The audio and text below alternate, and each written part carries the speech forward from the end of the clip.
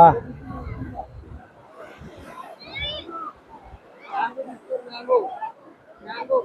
எத்தனையா ஆண்டவருக்கு மகிமுண்டாகட்டும்.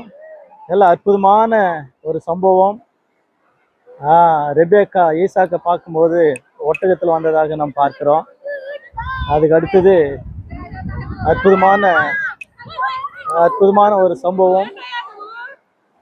அதே வண்ணமாக யோசப்பு இஸ்மவேலர்கள் இடத்துல வித்துட்டாங்க. அந்த நேரத்தில் கூட நீங்கள் பார்த்தீங்கன்னாக்கா அவங்க ஒட்டகம் மேலே தான் வந்தாங்க வியாபாரம் பண்ணுறவங்க.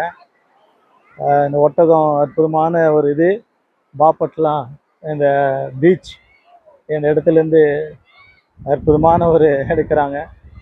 ஆதியாகமம் 13ஆம் அதிகாரத்தில் வாசிக்கிறோம், ஆபிரகாம் பொன்னோடு மிகிலும் வில்லோடு மிகிலும் சகலவற்றும் அற்புதமானவராக இருந்தார் என்று பைபிளில் நம்ம படிக்கிறோம்.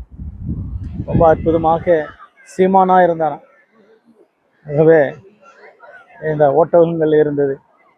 யோபு 1ஆம் அதிகாரம் 1 3 4 வசனங்களில் வாசிக்கிறோம். ஒட்டகங்கள் நிறைய ஏராளமாக இருந்தது பார்க்குறோம் யோபு. ஸோ இது ஒரு ஆஸ்தியாக, இது ஒரு அற்புதமாக ஆண்டவர் உருவாக்கினதை நாம் பார்க்குறோம். கர்த்தருடைய நாம மகிமைப்படட்டும். ஆண்டவர் பெரியவராக இருக்கிறார்.